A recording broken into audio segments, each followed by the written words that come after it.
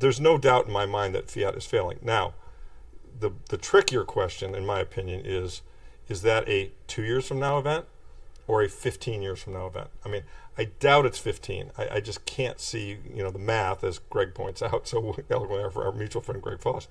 The math is just, it's unrelenting, compelling, compounding, etc. So, I think it's much shorter than 15. I think it's probably much shorter than 10. I probably put the boundary conditions as between 2 and 8 with years, I'm talking about now, with 5 as kind of my most likely, this thing will really have cracked up within 5 years. So you think that basically mid to late 2020s That's is right. probable? I think between 2025 and 2030, it's going to be all over for fiat. It's going to fiat. That's a bold claim. Fiat, yeah, I think fiat's going to fail. Yeah. But think about it. Think about how when it's and Preston does a great job with this. It's kind of engineering and critical state stuff, right? I mean, one day the Soviet Union was, right? And then it was not. And then it was not. I mean, it just ice. At below 32 degrees, ice is ice. At 34 degrees, enough time, ice is water. You know what I mean? And so there's gonna come a tipping point here where, and this is, we've all, that you guys know these terms, for others, this is Gresham's law, right? When people, and I've studied a lot of hyperinflations and read all the books and so forth on this topic. The issue, what creates a hyperinflation is when people realize that the policy of the government and the situation mathematically that we're in will never allow them to reverse inflation and money printing. And in fact, it will naturally have to accelerate. And then what happens, just the way we're all hardwired, if we're out running around on the savannah and a lion shows up and it looks like it's going to come eat us, we run like hell to avoid getting eaten. Well, if you've got fiat money savings, and fiat money assets, financial assets, bonds and stocks particularly, you realize, holy shit, I got to get out of this damn stuff, and I got to get out of it now. And so, and then everyone sees the signals, and the pricing is the clue, right? I mean, imagine we all woke up one morning and gold was now $10,000 an ounce and Bitcoin was at $200,000 a coin, right? I mean, imagine that happened pretty quickly. Don't you think the panic would be, some people say, well, it's too high, it's going to come back down. Others might say, no, that 200 grand is cheap. That thing's going to 2 million. Give me some of that. And then, you see what I'm saying? And by the way, bonds would be cratering, interest rates would be going up, stocks would be cratering, and you get a mass event of Gresham's law. Get me out of this burning theater that's called fiat. We're all in there. The price of Bitcoin and gold are yelling, fire, fire, fire. They can't stop printing it. And we're all going, oh shit. I got any savings? I got to get them out of this shit because it's going to become worthless. And that's what happens. That's how it happened in Venezuela. That's how it happened in Weimar. That's how it happens everywhere. So, that, in my opinion, that's in our future. Sadly, that's in our future. Unless we do a controlled monetary reset, something akin to what Roosevelt did in the 30s. I mean, he didn't do it perfectly, and I'm sure we would fuck it up too. But the point is, there is, they could truncate that, seeing that coming. Somebody, and in fact, there are a lot of us who believe and argue that they may try to truncate that with CBDCs, right? Yeah. I think we're already there to a certain extent, though, because I don't think any of us can find a way at which we can avoid continual debasement and continue printing. And well, even your in, point in of our community, but the problem is our community, we're still, we all amongst ourselves, this is totally obvious. We completely get it.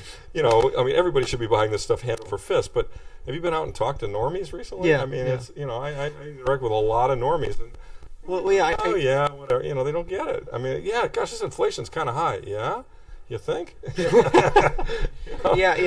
I guess to be clear, I think the math is there, but I agree with you. I don't think the understanding is there. That's right. Yeah. So I guess then the only question becomes: at what point do humans become logical? And I think it's when they get hit over the head. When the gasoline is $10 a gallon. Do you know what I mean? It'd be higher than that. Yeah, higher than $10. Obviously, but I'm just saying. And when it's the slope of the curve.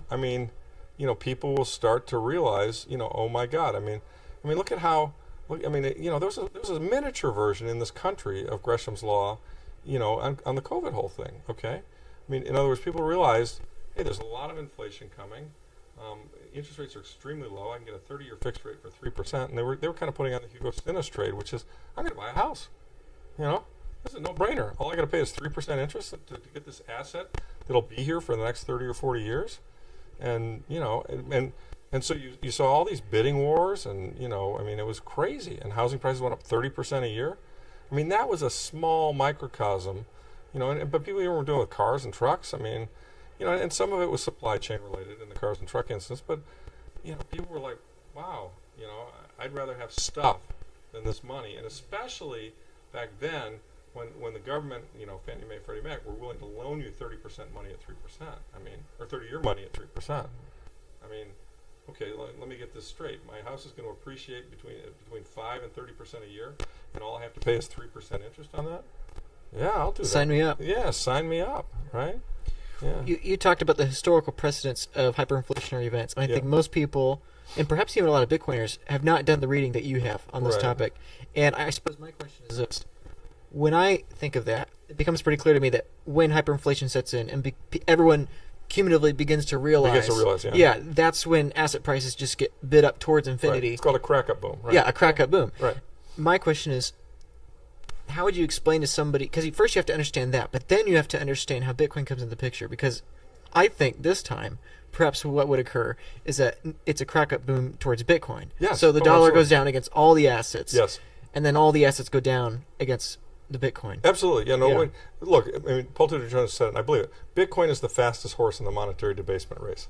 Okay? It's gonna crush gold. It's gonna crush houses. It's gonna crush. But, you know, give me the choice. Stocks, bonds, you know, gold, a house, Bitcoin. Well, okay, Bitcoin's, in my opinion, the best. Gold's probably the second best. The house is probably the third best. You know, bonds are probably the worst, and stocks are somewhere in the middle. I mean, in hyperinflation, stocks tend to go up a lot, but not in nominal terms, not in real terms. Mm-hmm. You know, so it's you can just see it and feel it coming, but you get these waves, and this is what tricks people too. I mean, you know, we had this incredible wave, and I mean, look, at the end of 2021, I mean, I thought we were entering a crack-up boom. I mean, there were bidding wars for houses. Bitcoin was at 68,000 or, you know, whatever.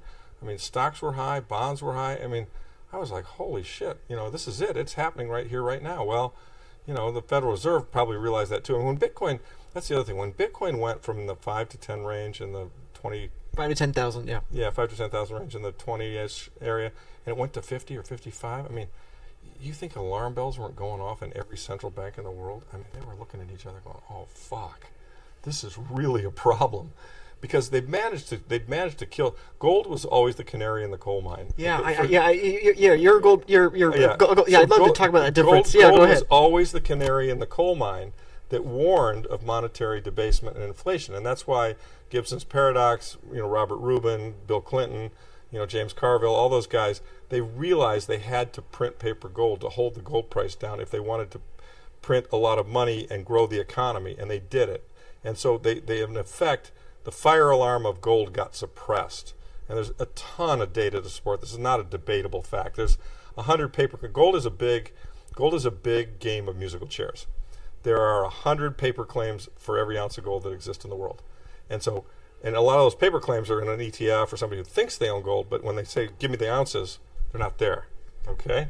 And so, you know, we could wake up one day and the COMEX and all these different paper versions of gold, you know, they say, sorry, force majeure, we're cash settling.